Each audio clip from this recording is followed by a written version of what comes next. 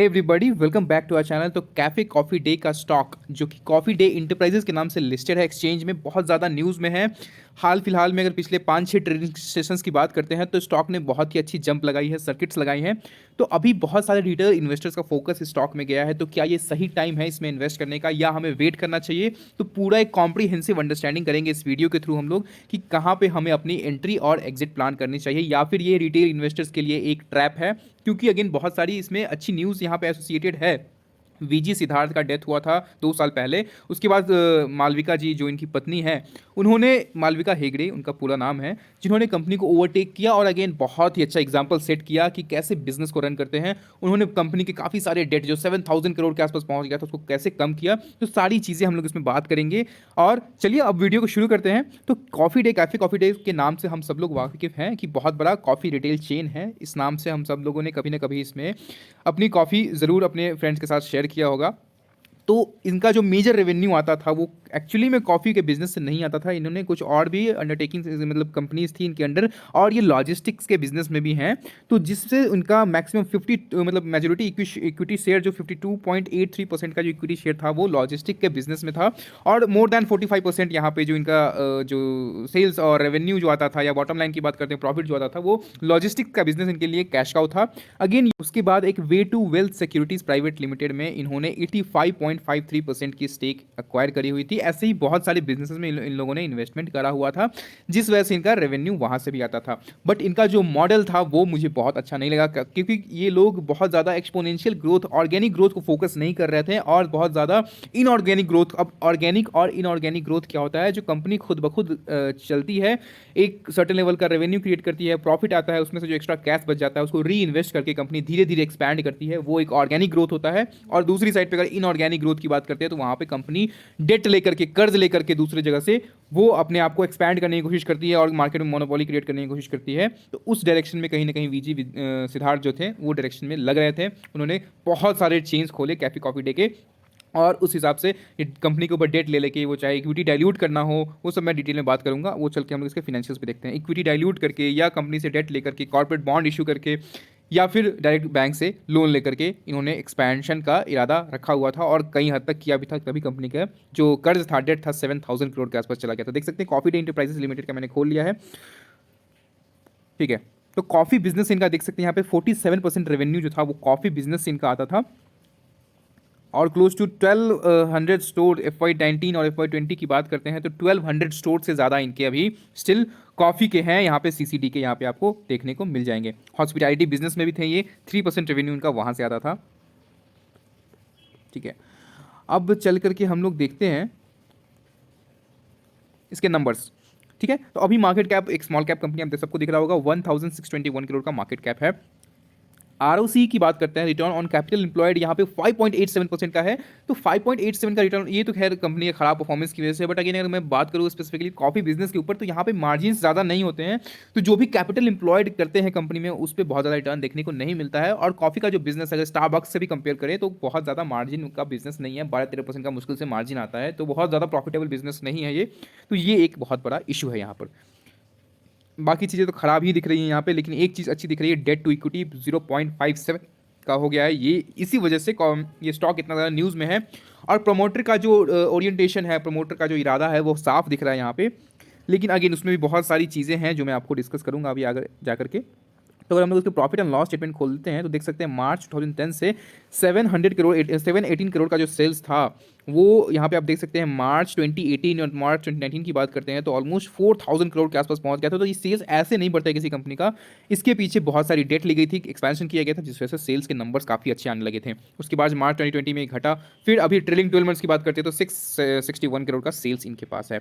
Operating profit देख सकते हैं आ तो रहा था, बट ऑपरेटिंग प्रॉफिट मार्जिन उतने नहीं थे, 17%, 12, 13, 14 ऐसे करके मार्जिन थे। अभी तो वो भी नेगेटिव में चल रहा है।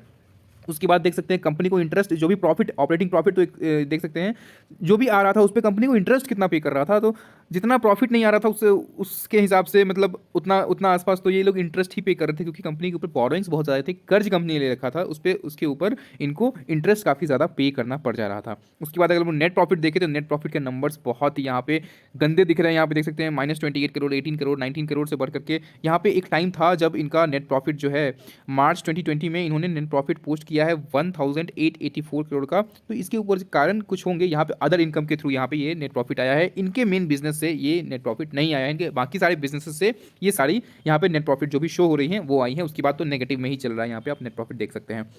अब अच्छी चीज़ जो दिखी है यहाँ पे बैलेंस शीट, शेयर कैपिटल देख सकते हैं इन्होंने कितना ज़्यादा डाइल्यूट किया है। 2010 में जहाँ 15 था वो डाइल्यूट कर करके यहाँ पे 211 के आसपास पहुँच गए हैं ये लोग। बहुत ही बुरी बात है ये, क्योंकि शेयर कैपिटल अगर कंपनी इतना डाइल्यूट कर रही है अपनी इक्विटी को, तो वो वहाँ पे प्रमोटर का इरादा साफ समझ में नहीं आता है। रिजर्व्स की बात करें तो रिजर्व 602 करोड़ से बढ़ करके 3317 करोड़ का यहाँ रिजर्व हो गया। वहीं बोरोइंग्स एक टाइम पे बढ़ करके मैंने बताया आपको 2009 मार्च 2019 में, जिस वजह से बैड मैनेजमेंट की वजह से इनके जो प्रमोटर थे, इनके जो मालिक थे, इनके जो फाउंडर थे मिस्टर वीजी सिद्धार्थ, जिन्होंने सुसाइड भी किया था, तो वो एक अलग कंसर्न हो जाएगा।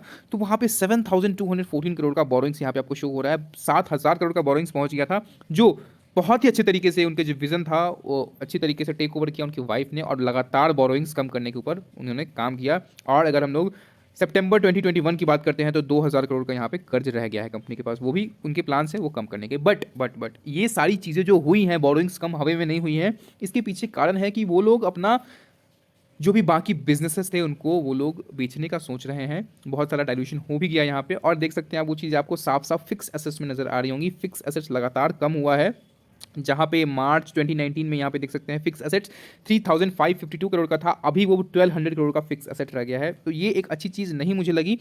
इनका बिजनेस का क्या प्लान है मुझे समझ नहीं आ रहा, यहाँ पे बहुत सारी डिस्क्रिपेंसी है, जिस वजह से मेरा इसमें पर्सनल रिकमेंडेशन नहीं रहेगा आपको। मेरा तो वैसे भी कोई रिकमेंडेशन नहीं, आप इन्वेस्ट करो या ना करो, बट मेरा अपने खुद के लिए यहाँ पे कोई रिकमेंडेशन नहीं रहेगा कि मैं इसमें जाऊँ और इन्वेस्ट करूँ, जब तक कि मुझे बिजनेस मॉडल इनका समझ नहीं आता है कि बिजनेस आगे ये सोच कर रहे हैं, किस तरीके से ये लोग ग्रोथ की ओर ये लोग फोकस्ड हैं, और बिजनेस किस तरीके से ये लोग रन करने वाले हैं।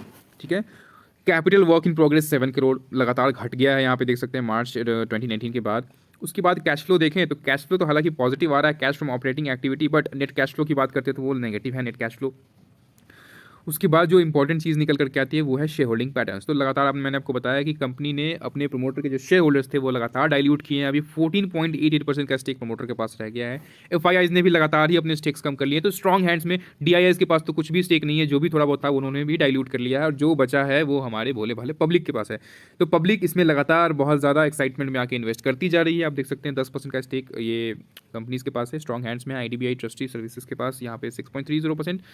अब जो भी थोड़ा बहुत ये जोड़ जाड़ के निकालेंगे तो मैक्सिमम 15 से 20% का स्टेक यहाँ पे स्ट्रॉन्ग हैंड्स में दिखेगा आपको। उसके बाद जो भी है स्टेक, 80% का स्टेक, ये सारी की सारी मोर देन 60% 65% का स्टेक पब्लिक के पास है। बहुत ज़्यादा कंसर्निंग चीज़ है ये, पब्लिक के पास इतना ज़्यादा स्टेक होना। तो ये मैंने कॉफ़ी डे इंटरप्राइजेस का टेक्निकल चार्ट खोल रखा है। लास्ट कुछ ट्रेडिंग सेशन में देख सकते हैं वॉल्यूम्स कितने अच्छे अपीयर हुए हैं यहाँ पे, और ये देख करके तो मज़ा ही आ गया। सारे रिटेल इन्वेस्टर्स को लगा कि वाह, अब इसमें तो कोई बात ही नहीं है, अब कंपनी तो बहुत अच्छा कर रही है, अब हमें इसमें पोजीशंस बनाने चाहिए। तो कंपनी ने देख सकते हैं यहाँ पे शेयर प्राइस ने लगाया है हाई, जो वो हाई है, वेट फॉर माई मोमेंट, 87.15 का हाई लगाया है, जो आज से 4-5 दिन पहले ये कंपनी ट्रेड कर रही थी ऑलमोस्ट 43 पे, वो 87, मतलब ऑलमोस्ट यहाँ से डबल हो गया है शेयर प्राइस। ये देख करके मज़ा ही आ गया, सारे ही जितने भी रिटेल इन्वेस्टर्स थे, और वो एक्साइटमेंट में अभी कूदते ही जा रहे हैं स्टॉक में इन्वेस्ट करने के लिए। न्यूज़ बहुत अच्छी है कि हाँ, बोरोइंग्स कर्जे कम हो गए हैं कंपनी के पास, तो अब तो कंपनी को कोई दिक्कत ही नहीं। बट सारी टेक्निकलिटीज़ में वो लोग घुस करके नहीं देखते हैं कि ये हो रहा है तो कहाँ से हो रहा है, और आगे बिजनेस प्लान क्या है कंपनी का। जो प्रमोटर्स हैं, इनके जो मालिक हैं, उनका विजन क्लियर नहीं है जब तक, तब तक इन्वेस्ट करने का कोई मतलब नहीं बनता है। एक टाइम पे जब ये मोर देन 300 का ट्रेड होता था, ये स्टॉक देख सकते हैं आप यहाँ पे 368 पे एक टाइम पे ट्रेड होता था ये 2018 में, अभी उसका वो 76.65 पे अभी हमें ट्रेड होता हुआ मिल रहा है।